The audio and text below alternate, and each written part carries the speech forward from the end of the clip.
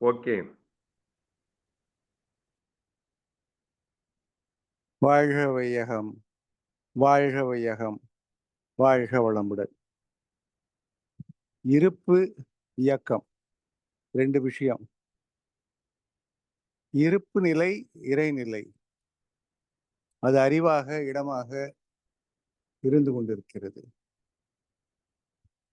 அடுத்தது பார்த்தீங்கன்னா, இயக்க நிலை. அதத்தான் மகரிஷி உயிர்ன்னு சொல்றாங்க. அணுவென்ற உயிராகி அப்படின்னு சொல்றாங்க இல்லையா? அப்ப அந்த அணுவென்ற உயிராகி அப்படிங்கிறது தான் உயிர்ன்னு வருது. அப்ப அசைவு தான் உயிர். அசைவுன்னு வரும்போது இறைத்துகள் வருது முதல்ல.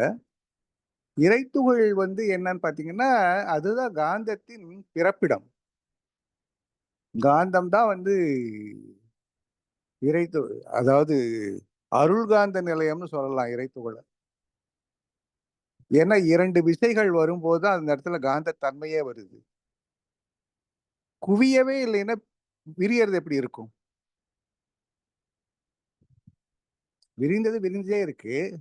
இயல்பு நிலையில இருக்கு. அது ஒரு புள்ளிக்கு ஒன்றி போனா மட்டும் தான் அடுத்து அது விரியறதுங்கிற ஒரு தன்மை வரும்.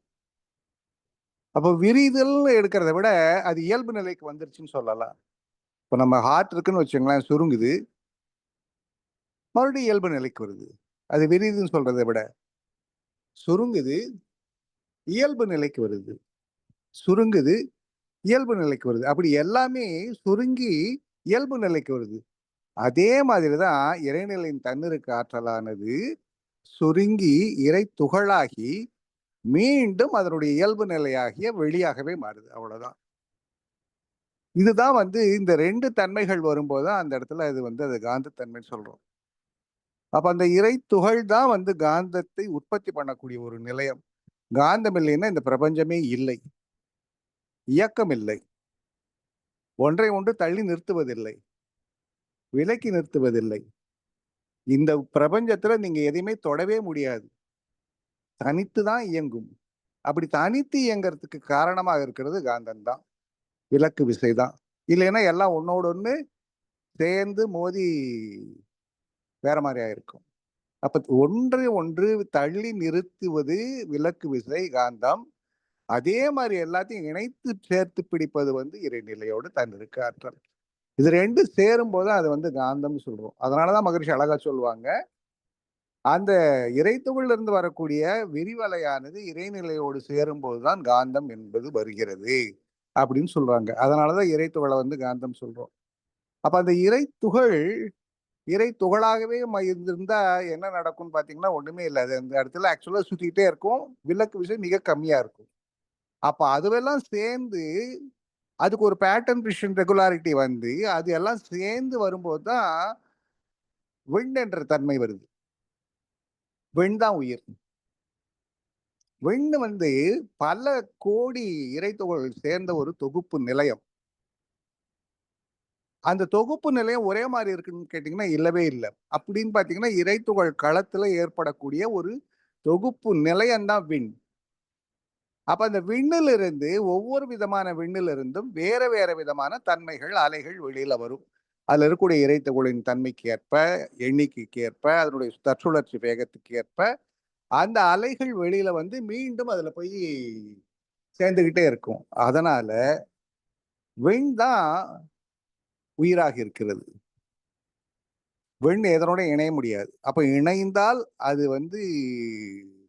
பஞ்சபூதங்கள்ல காற்று, நெருப்பு அப்படின்னு வரக்கூடிய மின்சார இயக்கமாகவும், அதாவது காந்தத்தின் குவிப்பு மின்சார இயக்கமாகுது. விண் என்ற விண் மின்சாரத்தின் குவிப்பு இன்னும் ரசாயனமாகுது. அப்ப ரசாயனம், மின்சாரம் எல்லாமே பாத்தீங்கன்னா காந்தத்தின் திணிவு நிலைகள் என்று வேறு இல்லை அப்படின்னு சொல்லுவாங்க மகரிஷி. அப்ப நெருக்கத்துக்கு ஏத்த மாதிரி வேற வேற பேர் கொடுக்குறோம். அந்த தன்மைகள் வருது. அப்போ இதுவே தான் பஞ்சபூதங்களும் ஒன்றிணைந்து வரக்கூடிய ஒரு நிலையில ஒன்றை ஒன்று தரம் மாற்றி இணைந்து சேர்ந்து ஒத்துழைத்து இயங்கும் போது அந்த இடத்துல ஒரு தொகுப்பு இயக்கம், கொத்து இயக்கம் வருது. அப்போ எல்லாமே ஒன்றுக்குள் ஒன்றாக ஒன்றோடு ஒன்று இணைந்து ஒன்றுக்கு ஒன்று இசைவாக எல்லா ஓட்டங்களும் அந்த இடத்துல அமையும் போது அந்த இடத்த தான் நம்ம உடல்னு சொல்றோம். அது உடல் அப்படின்னா பருவுடல் இருக்கு. அந்த பருவுடலுக்குள்ள ஓடக்கூடிய விண்ணுக்கு பேர் உயிர். அந்த விண்ண வரக்கூடிய அந்த காந்த தொகுப்பு தான் கருமையம். அப்ப தனித்த ஒரு உணர்தல் என்ற ஒரு இயக்கம் வர்றதுனால அதுக்கு பேர் உயிர்ன்னு சொல்லிடுறோம். அப்ப உடலுக்குள்ளாக இருக்கக்கூடிய எல்லா விண்ணும் ஒண்ணா அப்படின்னு கேட்டீங்கன்னா, இல்ல. என்னன்னு பார்த்தீங்கன்னா, நம்ம தியாகராஜன் ஐயா கூட ஒரு முதல்ல ஒரு விளக்கம் போட்டிருந்தாங்க. அதுல பார்த்தீங்கன்னா, பூமிக்குள்ள இருக்கக்கூடிய துகள்கள் நெறைய இருக்கு. காற்று மண்டலத்துல. அதுக்கு மேல குறைஞ்சுக்கிட்டே போகுது. அதுக்கு மேல போனீங்கன்னா, இன்னும் ரொம்ப ரொம்ப மேல போக போக குறைஞ்சுட்டே வருது அப்படின்னு சொல்றாங்க. இன்னும் இந்த இன்டர்ஸ்டெல்லார் ஸ்பேஸ்ல பார்த்தீங்கன்னா, ரொம்ப ரொம்ப துகள்கள் கம்மியா இருக்கு அப்படின்னு சொல்றாங்க. அப்படின்னா என்ன அர்த்தம் அப்படின்னா, அங்க இருக்கக்கூடிய விண்ணும் விண்ணு தான். இங்க இருக்கக்கூடிய விண்ணும் விண்ணு தான். அங்க என்ன நடக்குது? அந்த விண்ணோட வேகமே அதிகம். மிக வேகம். ஏன்னா, தன்னிருக்க சூழ்ந்தெழுத்து மாற்றல் படி விண்கள் நெருங்கி இயங்க வேண்டிய ஒரு தன்மையில இருக்கும். அங்கு இல்ல. நடக்கல அப்படின்னா, அது தனித்து இயங்கக்கூடிய மிக மிக வேகம் அதிகம். எப்போ அது ஒரு சோ பால்வெளி மண்டலம் அந்த மாரி ஒரு மண்டலத்துக்குள்ளார வருதோ, இன்னும் சூரியன் போன்ற இடத்துக்குள்ளார வருதோ, சூரிய குடும்பத்துக்குள்ளார வருதோ, இல்ல பூமிக்குள்ளார வருதோ, அந்த மாரி வர வர வர பார்த்தீங்கன்னா, அதனுடைய வேகம் குறைஞ்சிட்டே வரும். அந்த விண்ணோட வேகம் குறைஞ்சிட்டே வரும். அப்ப வேகம் குறைந்த விண்கள் தான் நெருங்கி இயங்க முடியும். அதாவது கூட்டா மாறுறதில்ல. தனித்து தான் இயங்கும். ஆனா நெருங்கி இயங்கும். அப்படி நெருங்கி இயங்குனால் மட்டும் தான் இந்த பூமிக்குள்ளார அவ்வளோ இருக்க முடியும். இல்லைங்களா? அப்ப நெறைய நெருங்கி இயங்கக்கூடிய ஒரு தன்மை. காட்டு மண்டலத்த எடுத்துக்கிட்டோம்னா, காட்டு மண்டலத்துல மேல போக போக குறைச்சுட்டே இருக்குன்றாங்க. அப்ப கீழ வர வர அடர்த்தி அதிகமாகுதுன்றோம். அப்ப அந்த விண்களின் அடர்த்தி தனித்து இயங்கும் விண்களின் அடர்த்தி அதிகமாகுது அப்படின்னா, அந்த இடத்துல என்ன நடக்குது? விலக்கு விசை ரொம்ப கம்மியா இருக்குன்னு அர்த்தம். அப்போ விண் எப்போ உயிரா மாறுது அப்படின்னா, விலக்கு விசை ரொம்ப குறைஞ்சு போயிருந்தால் மட்டும் தான் அது உயிரா மாறும்.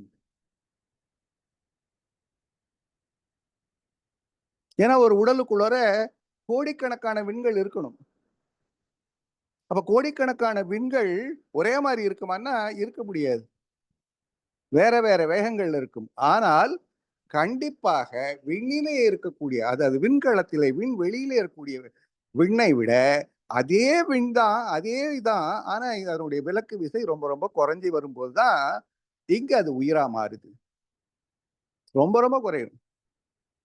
இன்னொரு விண்ண கொஞ்சம் தள்ளி நிறுத்தலாமே தவிர, அங்க இருக்கக்கூடிய சுழற்சி வேகம் இங்கே இருக்க முடியாது.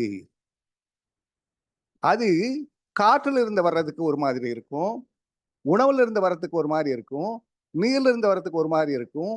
கோள்களின் அலைவீச்சுல இருந்து வர்றதுக்கு ஒரு மாரி இருக்கும். இப்படி எல்லாமே சேர்ந்து இந்த உடலுக்குள்ளாக அதனுடைய நிலைக்கு தகுந்த மாரி, இயல்புக்கு தகுந்த மாரி, அடர்த்திக்கு தகுந்த மாரி, இங்க லேயர் பை லேயரா இருக்கும். அப்படி லேயர் பை லேயரா வந்தா மட்டும் தான், உங்களுக்கு இது தொடர் இயக்கமா நடக்க முடியும். இப்போ ஒரு தண்ணி தொட்டி இருக்கு. மீன் தொட்டி. அந்த மீன் தொட்டிக்குள்ளார மீன்கள் எல்லாம் நீந்திக்கிட்டு இருக்கு அப்படின்னு எடுத்துக்குவோமே. அப்படி மீன்கள் எல்லாம் நீந்துது அப்படின்னா, அது மிதக்குதுன்னு சொல்ல மாட்டோம். அது இருக்குதுன்னு தான் சொல்லுவோம். தண்ணீல மீன்கள் இருக்குது அப்படின்னு சொல்லுவோம். அதே மாதிரி தான் காற்று மண்டலத்துக்குள்ளார நாம இருக்கிறோம். வெப்பமண்டலத்துக்குள்ளார நாம இருக்கிறோம். விண்கலத்துக்குள்ளார நாம இருக்கிறோம். இறைநிலைக்குள்ளார நாம இருக்கிறோம். சுற்றிலும் சூழ்ந்தும் இருக்கிறது அது மட்டும் தான். காற்று இல்லாம நம்மளால வாழ முடியாது. அதே போல சூரிய வெப்பம் குறிப்பிட்ட அளவு இல்லாம நம்மால வாழ முடியாது. நீர் ஆவியாக வருது. அந்த ஆவி இல்லைன்னா, அந்த 3-6% காத்துல அந்த ஆவி இல்லைன்னா, அதுவும் நமக்கு இருக்காது. அப்போ இந்த மாதிரி நமக்கு எல்லாமே சுற்றிலும் சூழ்ந்தும் இருக்கக்கூடிய விண்கலத்துல, இறைநிலையோட இறை துகள் களத்துல எல்லாத்த விட இறை வெளிக்குள்ளாக நாம் இருக்கிறோம், வாழ்கிறோம். அப்ப தன்னிருக்க சூழ்ந்தெழுத்தும் ஆற்றல் இறைத்துகள் களமாக, மின்களமாக, பஞ்சபூதங்களில் இருக்கக்கூடிய காற்று களமாக, நீர்க்களமாக, இப்படி எல்லாமே சேர்ந்து சுற்றிலும் இருந்துட்டு இருக்கு. அதுக்குள்ளார நம்ம மிதக்கிறோம்னு சொல்ல முடியாது. எல்லாமே நம்ம சுற்றிலும் இருந்து கொண்டிருக்கிறது. அப்ப இந்த ஒரு உயிர் என்று சொல்லும்போது, இந்த பஞ்சபூதங்களும் தொடர்ந்து உள்ள போக வேண்டியதா இருக்கு, வெளியில வர வேண்டியதா இருக்கு.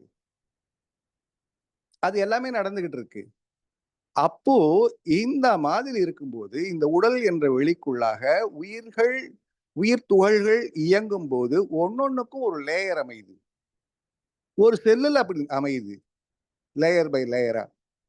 இப்படி லேயர் பை லேயரா அமையும்போது, கருமையத்த ஒட்டி வர்றதெல்லாம் வேகம் மிக மிக குறைந்ததாக. அதாவது இன்னும் என்ன சொல்ல வரலாம்னா, அது வந்து பிளாக் பார்ட்டிகள்னே சொல்லலாம். எப்படி பிளாக் ஹோல் வந்து நட்சத்திரத்துல இந்த பிளாக் ஹோல்ல எப்படி அமைந்து எல்லாவற்றையும் ஈர்த்து பிடிக்கிறதோ, அதே போல இங்க கருமையத்திலும் நடக்குது.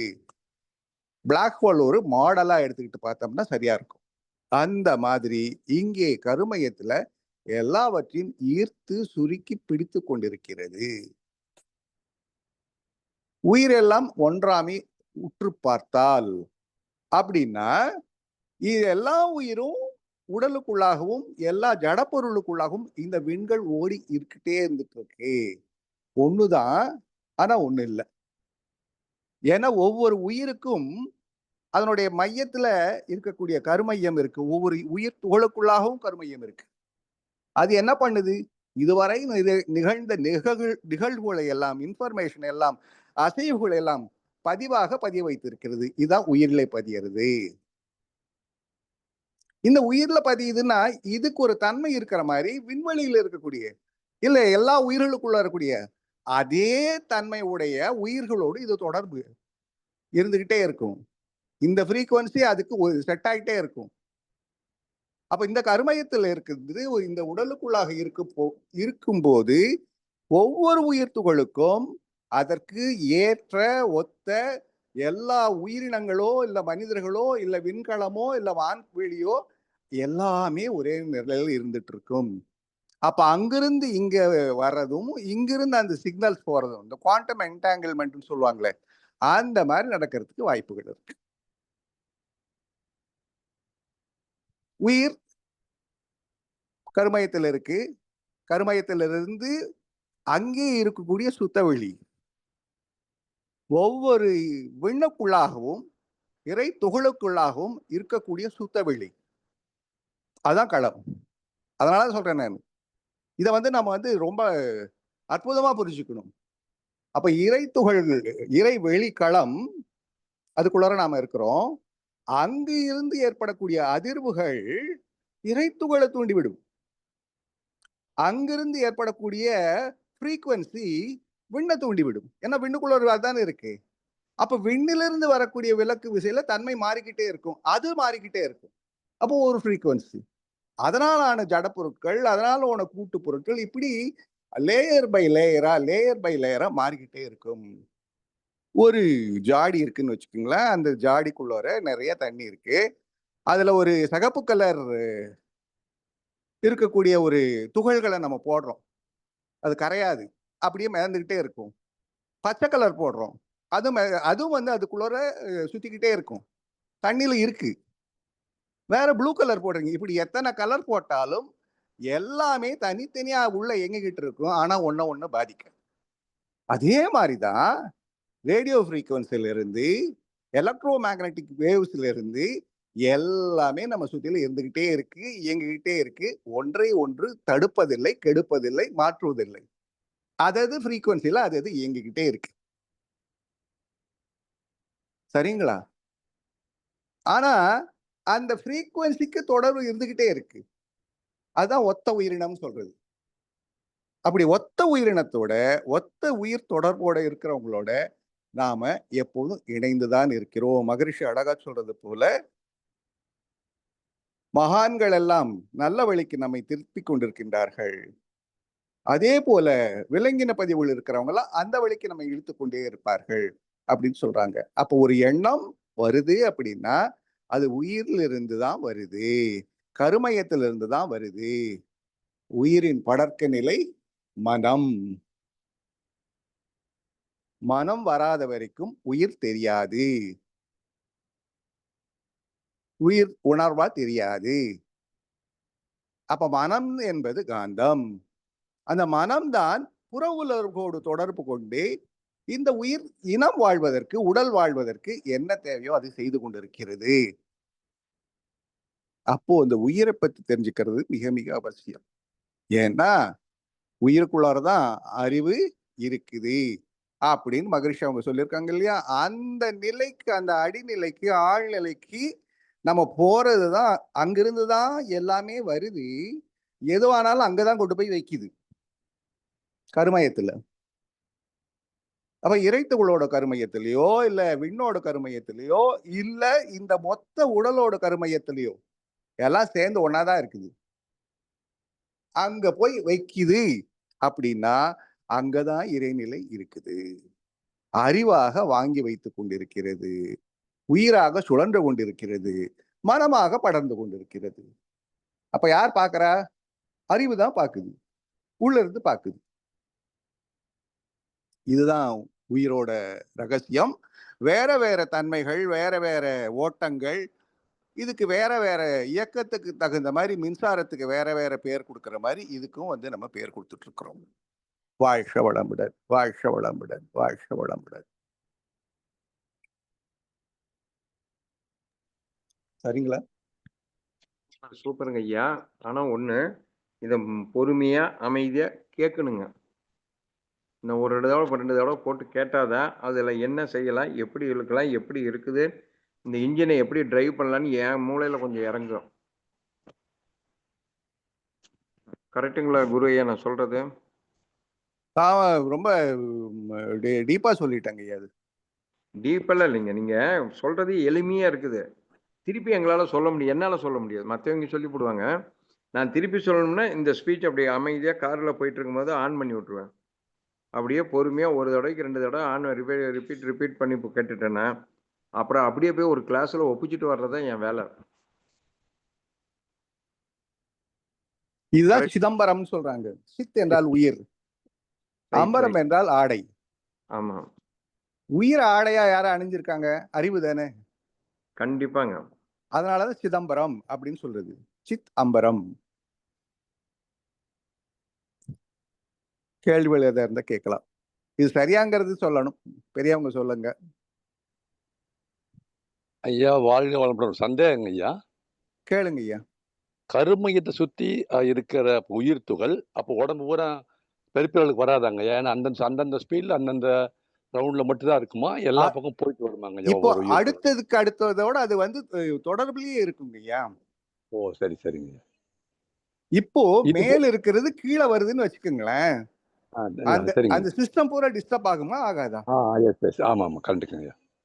அப்ப எல்லாமே ஒரு டிரான்ஸ்ஃபர் தான் சிஸ்டமா இருக்கு இல்லீங்களா? அந்த ஒரு அடுக்கா இருக்கு.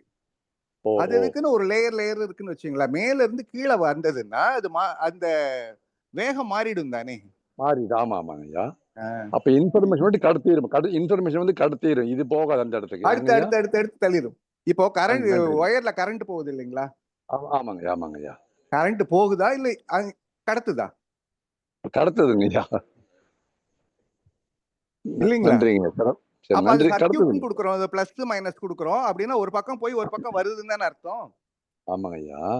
அது சுற்றோட்டம் தானே சொல்றோம். ஆமாங்க ஐயா. நாங்க தப்பா நினைக்காதீங்க. நாங்க ஆரம்ப காலத்துல காயல்பம் எடுக்கும்போது ஜீவத்து குழம்புல மூழ்கி எடுத்துட்டு போற மாதிரி சொல்லி. உண்மைதான் உண்மைதான் உண்மைதான். அங்கதான் இருக்குது. அவ்வளவு ஆற்றல், அவ்வளவு திணிவு அங்கதான் இருக்குது. ஓகேங்க ஐயா. ஆனா கடத்துது எடுத்துட்டு போறதில்ல. கடத்துது ஒவ்வொன்னா மாத்தி மாத்தி கடத்துது. நல்ல அருமையான விளக்குங்க ஐயா. நன்றிங்க ஐயா. பெரிஃபெரியில தான், உச்சியில தான் மிக அதிகமான ஆற்றலா இருக்கும். காந்த வேகம் அதிகமா இருக்கும். அதிகமா. ஆமா.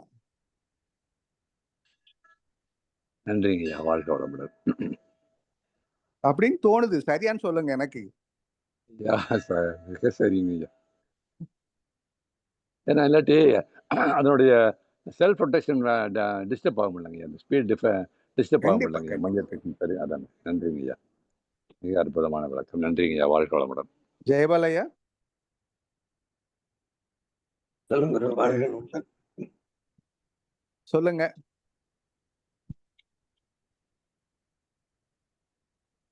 இது ஏற்கனவே இருக்கிறது தான். வார்த்தைகள் மட்டும் கொஞ்சம் மாறி வர்றது.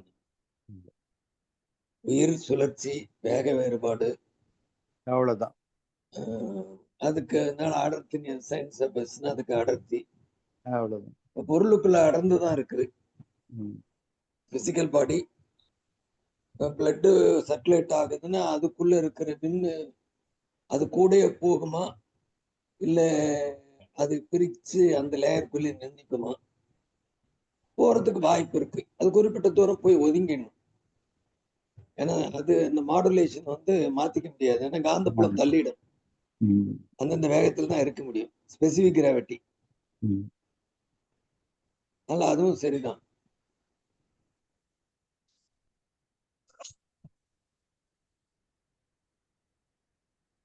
இது தரவான ஒரு டிஸ்கஷன் வச்சா நல்லா இருக்கும். புரிதலுக்காக. இல்ல வைக்கிறதோட ஒரு முடிவு பண்ணி அவரு கேட்டார்ல, செந்தில் ஐயா கேட்ட மாதிரி இது இப்ப இந்த பதில் இருக்கு இல்ல இன்னொரு பதில் இருக்குன்னா இந்த 2 பதில் 3 பதில் இருந்தா 3 கூட வைக்கலாம். அந்த 3 மட்டும் டிஸ்கஸ் பண்ணா போதும். எந்த முடிவு சரியா அதுதான் அதான் நான் சொல்ல வரேன். எதிர்கேள்வி ஒண்ணு போட்டோம்னா அப்ப அதுக்கு ஆன்சர் கரெக்டா வந்துச்சுன்னா அதை முடிவு பண்ணிக்கலாம்.